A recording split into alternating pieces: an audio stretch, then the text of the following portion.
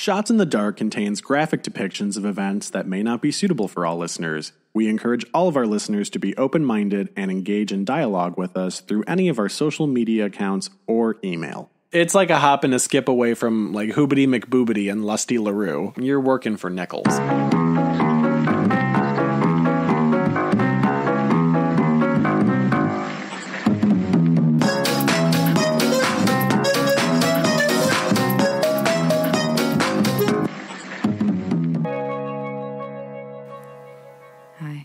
Hi.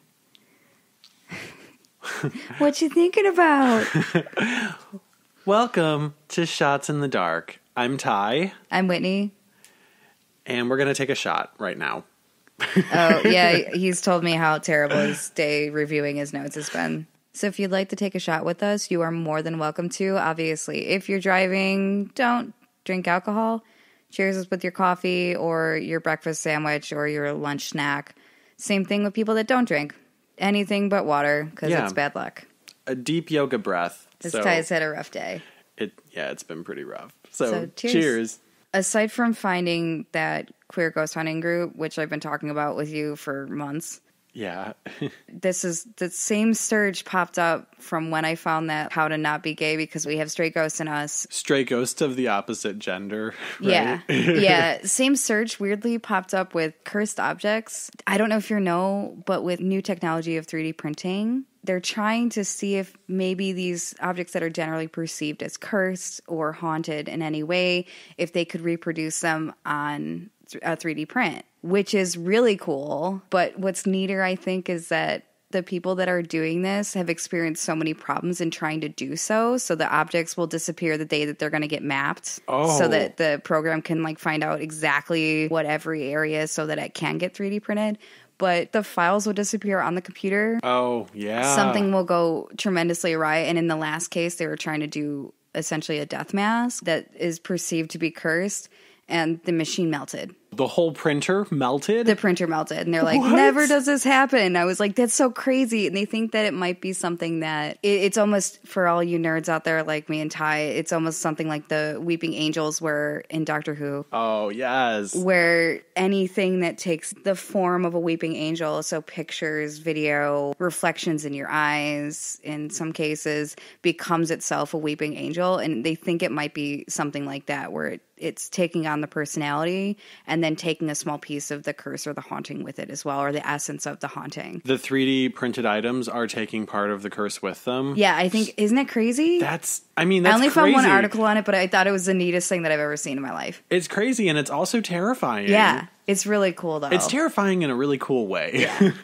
I just thought it was really neat that, like, technology can't take over everything.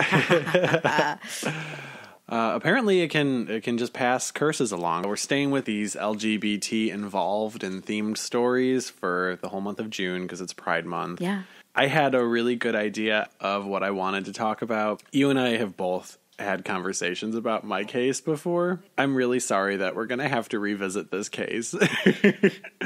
You know how earlier I sent you that text message about my story? Yeah, where you said you were crying all day? Yeah. When I was writing my notes and doing my research for my story that I'm about to tell, it was really, really difficult for me to get through the notes and the documentaries I was watching and reading the articles. It's just rough. There's a lot of stuff that makes me really unhappy about this case. So with that being said, I do have to issue a trigger warning. What would this be without a trigger warning? It's a weird day on Shots in the Dark when a trigger warning is not issued now. Yeah, that is true. The story I'm going to talk about tonight, animals do definitely get hurt. No. And I'm a person that loves animals a crazy amount, so that was really, really upsetting for me. Did we not already talk about the fact that I stopped doing what I was doing in order to pet Ziggy for like 25 minutes? I got real upset and kind of cried a little bit halfway through my notes, and I went upstairs and I just held my dog. Oh. I lifted him and held him in my arms like a baby, and he just chilled there, and I thought that was going to make me feel better, but it actually made me feel so much worse. No. So that happens in my story. The other thing that happens is there are elements of sexual assault. Somebody is going to be mutilated in a really terrible way. Oh, good. My case is also a little bit bigger than some of the ones that we typically try to cover. Today, Whitney, we're going to revisit Luka Magnotta. Okay. Yep. I hate him so much. I know, and you told me yesterday that I would definitely know it, and clearly I do. I'm going to jump into it, because if I don't do it now, it's never going to happen. It's going to be a Fred and Rose West. Yeah. Eric Clinton Newman was born in 1982. He was the oldest of 3 siblings and grew up in the Scarborough neighborhood, which is located just east of Toronto. Unfortunately, Eric's parents split when he was still very young, but he had a very close relationship with his grandmother, Phyllis, who he would eventually come to live with. Eric would later say in some of the online posts that he made that he was homeschooled because he was told, quote, "The world is a dirty and dangerous place." With him being involved in it, it got worse. Tell me about it. Sadly, though, Eric's grandparents' marriage fell apart, ending in divorce. Eric and his father had a basically non-existent relationship, making it almost impossible for Eric to communicate with him, and definitely couldn't live with him. Because of this, he was forced to move back in with his mother, who now had a new boyfriend that Eric described as a monster. Seems a little hypocritical. I mean,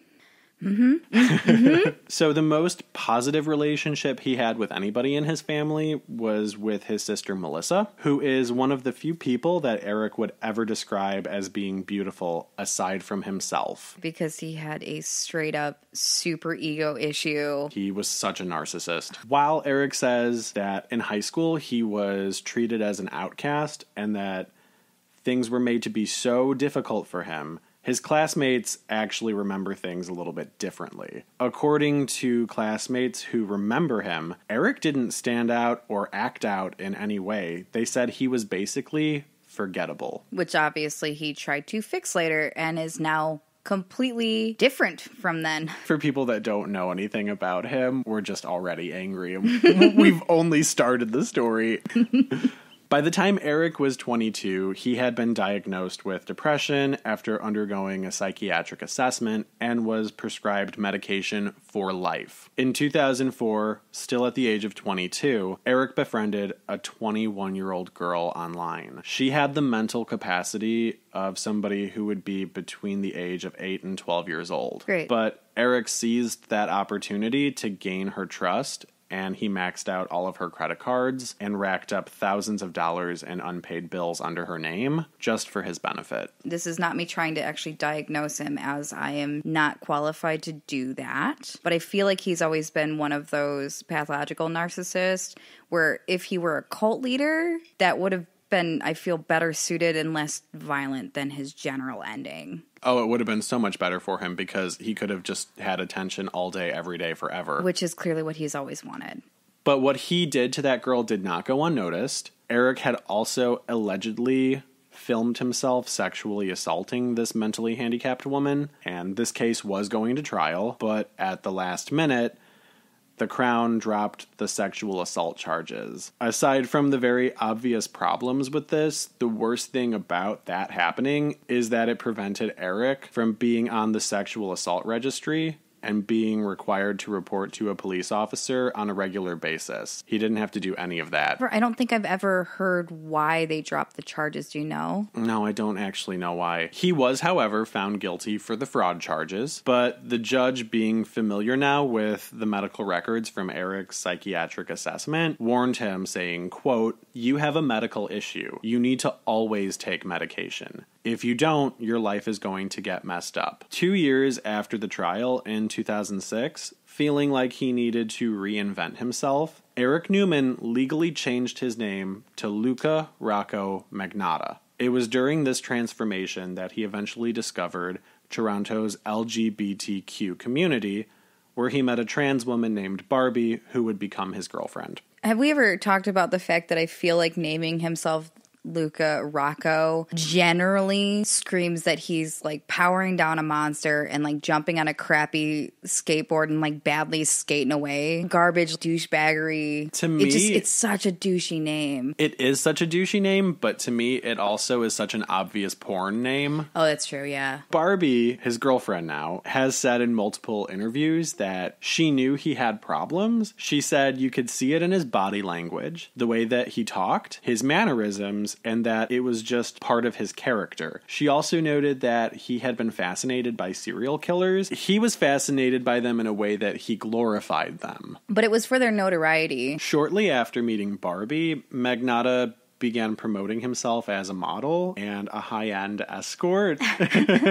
You don't get to give yourself that name. He also appeared in a handful of gay porn films and underwent plastic surgery multiple times. Yeah, which he was really excited about. He was real into it. Barbie was beginning to see that it was really always about Luka and never about her or their relationship, and he always craved attention. In fact, the relationship was completely devoid of intimacy, and he would frequently just ask Barbie to be around to take photos of him so he could post them on websites or use them for auditions. Magnotta auditioned to be on 2 different reality TV shows. One of them was called Plastic Makes Perfect. I know. And another was called Cover Guy. After taking just one look at him, producers from both shows rejected him almost immediately, both times. And it was around this time that Magnotta met an older and incredibly successful professional with whom he traveled with, and this man would pay for everything. In an interview in which this man remains anonymous, he says that Magnotta was never affectionate with him, and whenever he would try to make small talk or ask Magnotta about his life or his feelings,